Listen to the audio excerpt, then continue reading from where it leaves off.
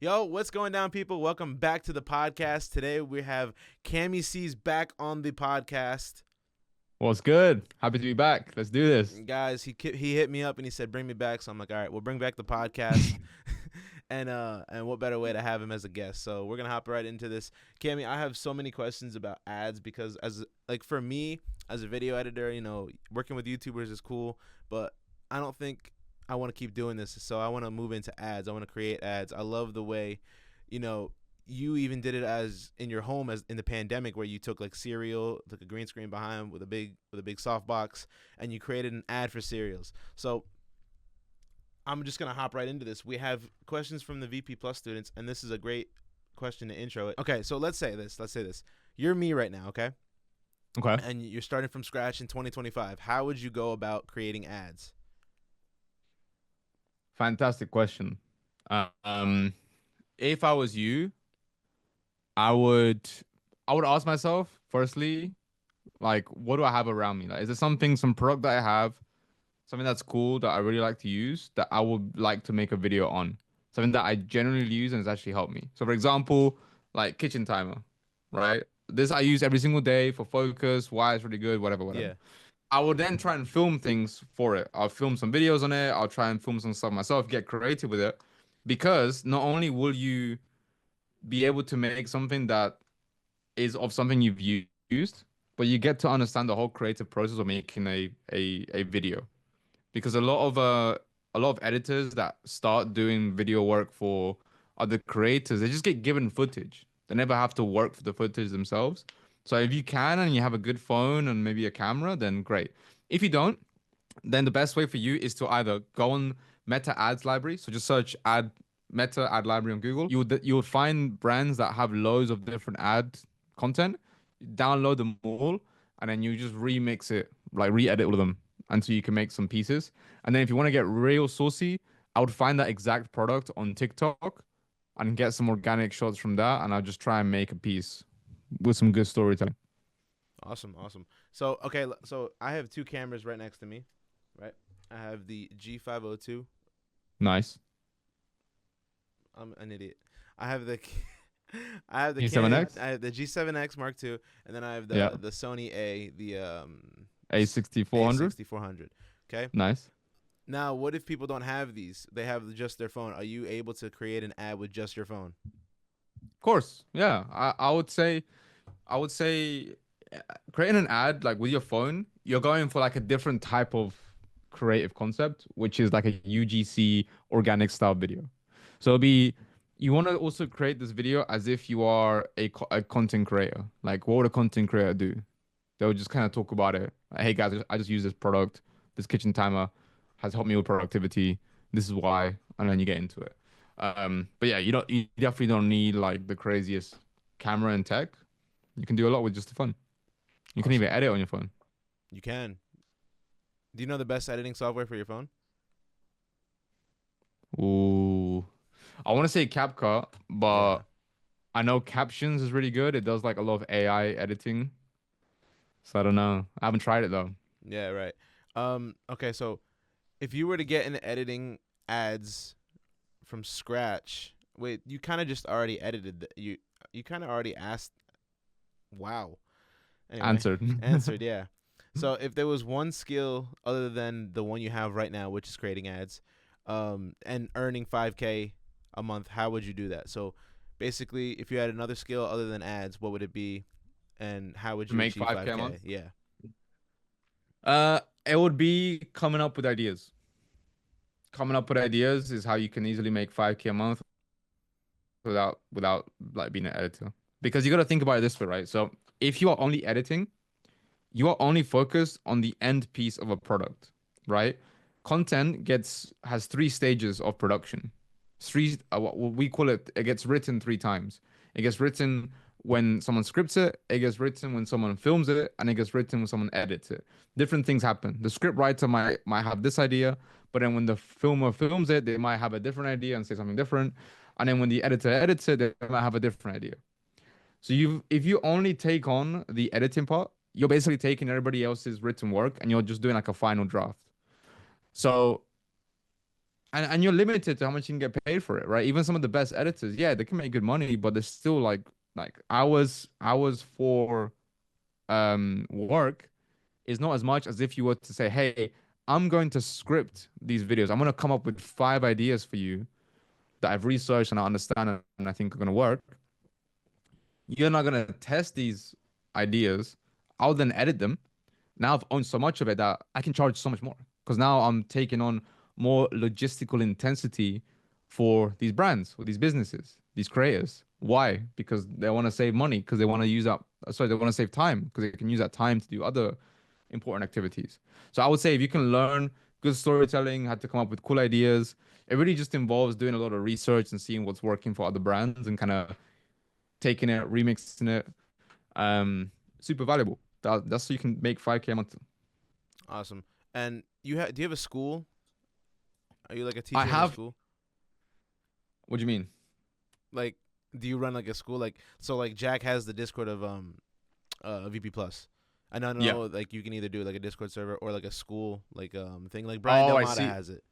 Yeah, yeah, of course. I'm literally working on a community teaching people how to script write ads, plan them ads, research them, mostly for e-commerce brands, but also for agencies. And then they can use our community of UGC creators and editors to get that working. I'm doing it on WAP, not school or Discord, because WAP. WAP has a live chat. Yeah, Okay. Okay. Yeah, so whereas school definitely keep doesn't. an eye out for that. And I always see on your Instagram stories, you post like a Discord like voice memo. You're like, this ad was like amazing. You crushed this ad. You'll say it to like your I guess your students. I would say. Um, what Yeah, is that? Do you give them like footage and they have to like create the ad, or do you like say like go out and like do this shot and then send it back to me? I'll edit it. How is that process going? you mean like when I took when I like the team crushed an ad? You mean like that? More no, more so it's like a private message that you send to somebody saying like you crushed this ad. Yeah, that's usually my team. That's actually usually my editing team. So inside my agency, I have about 9 editors, and they are some of the best guys and girl in the space. And that's what I do, man. Like I just celebrate them. Like some of them do amazing work, Right. and But I like to do it. what I'm asking is what do you give them? Do you give them raw footage of like let's say oranges dunking into like a fish tank? Yeah, no, so it depends. We give them a mix of somebody speaking, like some dialogue, maybe just a voiceover, maybe like an AI UGC creator, and then we give them a bunch of B-roll that gets filmed by either us, a different team, or the creator itself. And then we give them some direction. So we have the team. We have a literally I paid somebody who's a creative strategist. He used to be an editor, but now he comes up with ideas and he makes more money coming up with ideas with us than editing. And he just like says this shot will go here, this shot will go here.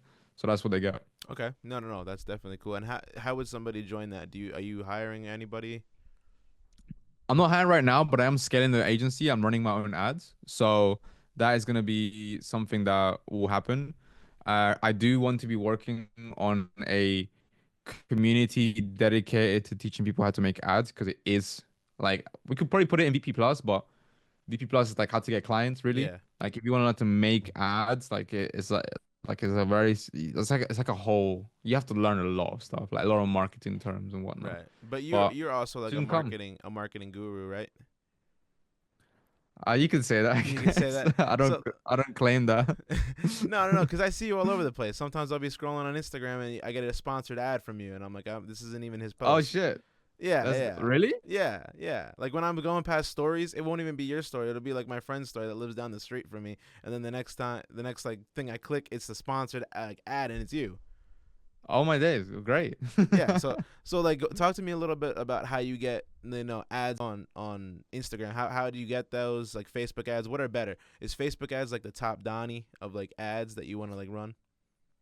Well, Facebook has 52,000 data points on you. They know you more than you know you probably, right? And so you compare that with TikTok. TikTok kind of knows what content you like, but you have to. It's like it bases that information on just your behaviors on TikTok, whereas Facebook knows you very well. Facebook, Instagram, same thing. So if you run ads on that, it's going to show it to more people. Like people think you can't run ads on Instagram to get rich people. I'm on calls with people who make $18 million a year, and they saw my ad and now they want to do ad creatives or they want to do editing. Like it works. Like it's generally like good, and people are afraid to run ads on these platforms because they do get expensive. But it's just a skill issue. Just get better at making content. It's not difficult.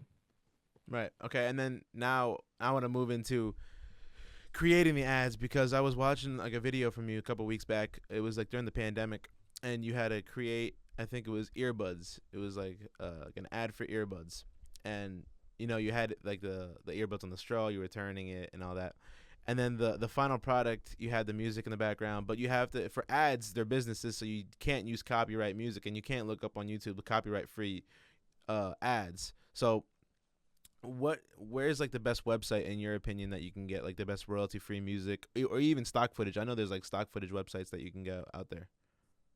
Yeah, I would say Epidemic Sound has the best music, like the best songs. Like they have like genuinely good artists. Like I like Epidemic Sound's music. Artlist has the best license because you can use it anywhere. Like you can be sure to give it to a brand with Artlist and things will be absolutely fine. You don't want that kind of scared moment where you make a video for a client and they run it and then it gets shut down because of the music, because then you look like an idiot. Um, so I will have to. I'll still say Epidemic Sound. I do have good licenses, but you have to make sure that you put the Facebook page in the exclusions zone. They just make very good music, and you can download stems, whereas like Artlist hasn't really evolved that much. So Right, yeah, but you need to pay like crazy amount of money for that, right? Because if you're working with like a bunch of like businesses, you only have 3 slots for like the YouTube safe list yeah. option. So you have to get the yeah you have to I think it's like yeah enterprise. yeah, or you can. I mean the team are very nice. Like you can call them and negotiate. Be like, hey, look, honestly, I have 5 clients. Please just give me a couple slots. I'll pay a little bit extra more. People don't know this. People don't know there's human beings on the other side of these things. You can just call them and you can say, hey, I don't want to pay 500 quid a month for enterprise. Just give me 2 slots. It'll be fine. And they usually go, yeah, fine. Or they tell you that it's this much. Like you gotta treat it like a business. They're gonna want to put the customer first. So Yeah, okay. So I actually did not know that. I didn't know you could do that. yeah, there's been many times, even like with other tools, AI tools. I've just messaged them, hey, like, hey, can I do this? Like there was a one called Poppy AI, one that I'm using for script writing and planning. I maxed out the credits in like the first day. And I was like, hey, like I run out of credits and I'm just trying the platform. I don't know how to use it. Can I get some more? And they just refresh my credit system. So it's like if you don't ask, you don't get. Right. Okay. Now, Cammy, take me through like the day in your life. All right. So you wake up and then what goes on? I'm actually filming the day in the life. I'm filming a vlog. Oh, really? Um, yeah, Hey. but the camera that I was filming it just died, so this is gonna be. Fuck, I already want to get this bit. All right, Hold on. it's fine. Let me get it. Guys, we are on the podcast right now with Camicees. We have the recording right here. So stay tuned for it. All right, guys. I like it. I like it. I like it. Um, yeah. So I mean, typically my mornings don't have any calls. So anywhere from when I wake up to about 2, 3 p.m., I don't have any calls. Um, every day is different, which is a blessing. I love it. I love that every single day is different. I would say Mondays, I usually wake up, uh, I either go to the gym or go for a walk, and I do a bit of work. It could be something like planning a YouTube video. It could be something like writing a newsletter, writing some content. It's usually high leverage type stuff. So it could be um, checking my conversations with past clients, see if I can book a call with somebody, and then kind of just doing stuff that I know is going to move the needle forward. That's how I start the day.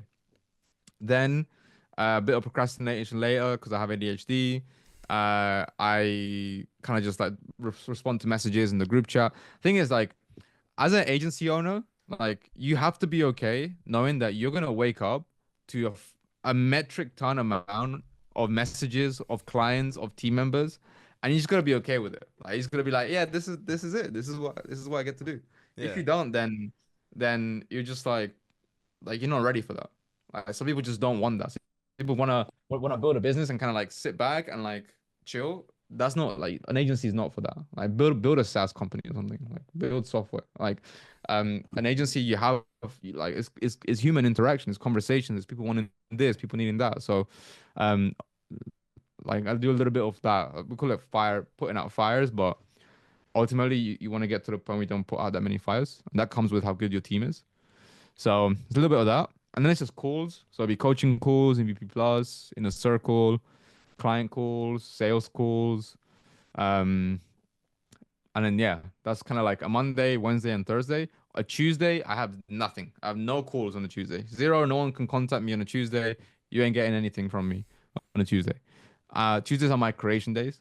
So Tuesdays are the days that I'm filming three videos, three YouTube videos, or I'm like sitting here and I'm planning like some kind of course module or something that I need to just lock in for hours on end. And I need time where there's no distractions. When I need time where I know I can sit here and ponder and think about something or like research stuff without getting distracted. That's my Tuesday. I love Tuesdays. They're my favorite day. Right. And do you work weekends? I work Saturdays for like a few hours and then I hang out with the missus. And then Sundays, I don't really do that much work anymore. I What do you? try to keep Sundays off. How do you feel about video editors thinking that you need to work weekends? This is a huge topic in my head that I've always Really? been thinking about. Yeah. I would say I think working on weekends is a is part of a lifestyle wave, in my opinion. I think you get to the point where maybe at the beginning you need to do that because you need to push to work harder and the weekends are maybe like the only 2 days you have free and during the week you might have school, you might have work or whatever. So I understand it. We don't need to work 9 hours on a weekend. Like, you can work four, right? Like ultimately what I've realized is the quality of the hours you work are more important than how many hours you work. Right. I realized that, for example, a lot of last year, I was running an agency, but a lot of my time was spent very ineffectively. I was like kind of like not doing a lot. I was thinking about random shit. I was trying different shit. Like there was nothing was moving in a straight long direction. Things were just kind of going in small different directions, right? And I realized I can do a lot in an hour that's higher leverage if I just audit what I'm doing. So if I just look at what where my time is going and say, okay, well, these last 2 hours, what did I really do? Nah, like a couple of tweets, really, or like a couple of videos, or a couple of messages to clients. Okay, what if I did all of that in an hour and time myself? Shit, in an hour, I just did everything plus some more because I was locked in, and I have an extra hour free. And if you do that, then you actually find yourself you have more time to do Right. other stuff you like to do. Right. I mean, working on weekends, yeah, okay. As a beginner and you don't have like really that much, and you don't have anything going on, then go ahead and work. Or if you have like a video that you need to get done that you procrastinated on, but you shouldn't be procrastinating, you should get it done. Then yes, yeah, you should work on weekends. But my opinion is, we're video editors, but we have lives too. Like we can't be sit in the house all day. We got to go touch grass sometime. And like Definitely touch and for grass, like bro. for like the Mojo Monday Twitter vlogs, me and two friends went to the casino, and we were having a fun time. Yeah. And I'm like, I don't know if I should put this in because now it's gonna like people are gonna see and they're gonna be like, oh, so he's not actually working. And then I thought about it. I'm like, you know what? No, like I have a life too. It's not just Yeah, work. for You sure, gotta have 100%. fun sometimes. So yeah, so that's like the Yeah, big topic. I mean, I think there is a misconception between what you think looks good to other people and what you actually want to do for yourself. Like I think people get confused. They worry too much about, oh, will my clients think this? Will my friends think that? Will my mom think this? Like just do what you care about. and what you like. And if you want to document something and share it, share it. If you don't. But don't think, oh, I don't want to look like I don't work. Because if you're worried that your clients or other people are going to think that, maybe deep down you actually don't work as much as you do when you do decide to work in those hours that you do work. Right. Like I know people who do so much and work so less than me just because they're more effective with the hours that they work. Yeah, I mean, but it also comes with the thing like what you said, like you get distracted. Like I'll get distracted too. Like I'll look on my second monitor and be like, "Ooh, let me look this Yeah. up," and then that just like funnels into like a whole entire thing, and then and then the next thing I know, like 30 minutes went by. I'm like, I gotta log back in. You know what I mean? So Yeah, when I was an engineer, my last year of university, I was building a race car with a team of like 11 people. I was doing the cooling system, so like the radiators on the side, and we will always be in this kind of computer suite, and there was two monitors always, and we'll always get there, we'll log in, we'll do our work, CAD, calculations, reports, whatever the fuck. There was always one guy, one of my friends, I'm not gonna name him, and he would always have his monitor where he was writing his dissertation, like his thesis, and whatever. And he have the other monitor, and it was split into four. He would have like manga on the top right. He'll have cricket on the top left. He'll have chess on the bottom left, and then fucking Instagram on the right. And you'd always look at him, and he'd always be looking at the other screen and not the main screen. And then we always make fun of him. And yeah, it was just funny because his part of the his piece of the car never made it to the composition. So it was fun. see, that's what you know. Um, What we just need to ban two screens, one screen only. Just ban it. No other screens. Low key, one screen, you're locked in. Yeah, You have because no you have nothing else to look at. What am I exactly. gonna do? Yeah. Look around my room? I already see it 24/7. Cammy, Yeah. let's move into this, okay? You almost have 200,000 subscribers, or do you have 2,000? No, 150 something. Okay. So yeah, you're halfway there. As a ex YouTuber, I would call myself, someone that really never found success on YouTube, always tried. Yet. I want to start. I want to start doing, filming and putting YouTube videos out. So, what's the marketing side of YouTube look like? Is there like certain times where like, okay, if you post a video here, it's gonna bang, or like that doesn't really No. matter? No. Okay, so then how would I get my first let's just say 10,000 subscribers? Post something worthy of 10,000 people watching it. All right? Like you're not gonna Elaborate. subscribe and you're not gonna watch something that's like trash. Like you just don't, right? You watch stuff. Think about the stuff you watch on YouTube.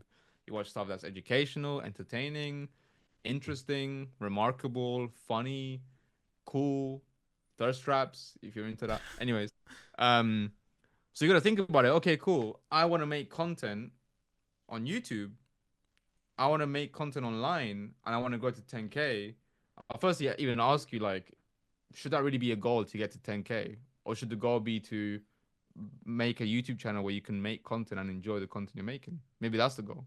If you're trying to get what are really vanity metrics, because more subscribers, more views doesn't mean you're rich, doesn't mean you have more money.